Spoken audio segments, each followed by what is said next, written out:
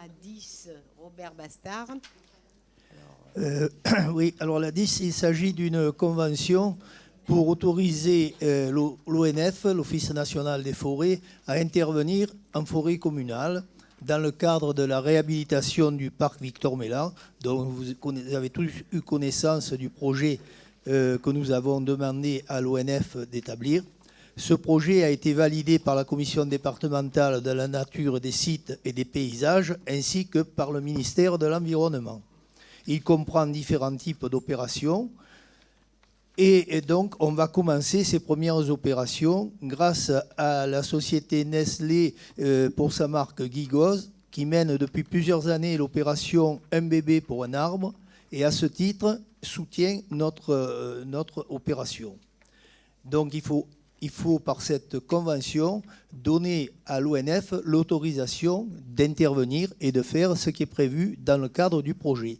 Enfin, on va pouvoir commencer véritablement les opérations de réhabilitation. Je crois que c'est à peu près tout ce que les administrés nous demandent depuis plusieurs années. Il a fallu attendre, mais maintenant, on démarre. Voilà. On démarre, on fait novembre, on fait nos comptes.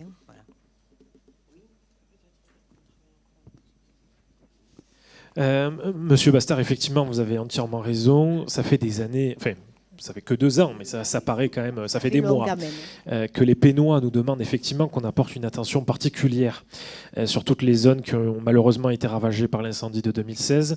Effectivement, on partage ces remontées-là. Il y a une deuxième chose que demandent les Pénois, et c'est un peu l'occasion pour nous. Alors, je connais ta position, je connais votre position, Monsieur Bastard, sur le sujet. Du coup, je m'adresse à Madame le maire, mais on se fait le porte-parole de tous les Pénois qui demandent à ce que toutes les zones qui ont été incendiées, qui n'étaient pas déjà habitées, deviennent inconstructibles au moins sur les 15 prochaines années.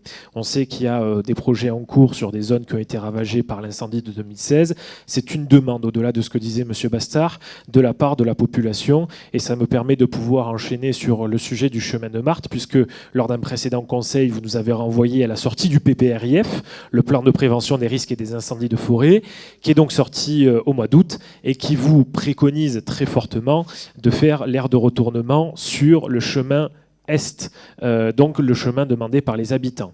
Voilà, donc c'était l'occasion pour nous de vous redemander pour une seconde fois de porter une attention particulière sur les terrains incendiés pour qu'elles deviennent inconstructibles sur les 15 prochaines années, et notre question sur le chemin de Marthe. Non, mais je peux répondre. Dans le cadre du PPRIF, ce n'est pas pour 15 ans, c'est pour toujours. C'est tant même mieux, plus que ça. Tant mieux. Oui, mais donc. Mais au moins, parce que là, sur certains secteurs, on s'oriente sur de la construction dans les mois qui viennent. Mais tu as raison. Tout ce qui est en zone PPRIF, ce sera interdit de construire. Point barre. Ça, personne ne pourra y déroger. Sur les zones incendiées. Non, à mais date. Elles sont toutes dans le cadre du PPRIF pratiquement. Donc il n'y a pas de problème. Bon, alors du coup, les projets qui sont en cours tomberont à l'eau. Tant mieux. Mais non, les projets qui sont en cours, ils sont en cours. Mais dans le... Non. Si les projets qui sont en cours ont été validés, c'est que les décisions qui étaient prévues dans le cadre du PPRIF ont été prises. Sinon, on n'aurait pas pu avoir l'aval du PPRIF. Les projets se sont faits entre l'incendie et le PPRIF. Non, mais le PPRIF, il est en marche depuis 5-6 ans. Ah ben, Madame le maire nous disait qu'on devait attendre celui qui sortait au mois d'août. Oui, je vois qu'il y a une différence entre les propos. Parce que ça a traîné, les services de l'État.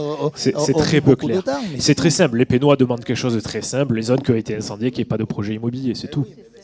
Bon, je pense qu'il faut que, M. Amaro, vous relisiez avec attention le PPRIF, parce que ce n'est pas tout à fait comme vous l'avez dit. Alors, relisez-le, on pourra en reparler. Alors, ensuite, sur quel sujet? C'est pas ce que... sur ce que vous venez de dire, ce n'est pas tout à fait vrai. Bon. Sur le chemin de Marthe, vous allez me répondre. Et sur le reste, je n'ai rien dit concernant le PPRIF. Je vous ai exprimé ce que demandent les Pénois. Exactement comme vous l'avez dit. Bon, de toute façon... ce que je voulais dire, c'est que effectivement, le PPRIF, on ne s'en débarrassera pas de longtemps. Ça, c'est exact, comme l'a dit Robert.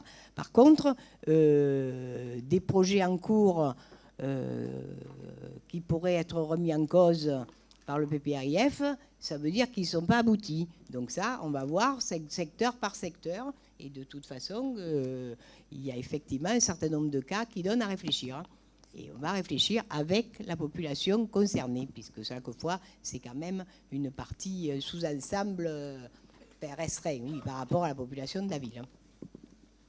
Bon, alors, donc, qui est pour? Qui est contre? Qui s'abstient? Adopté. Bon,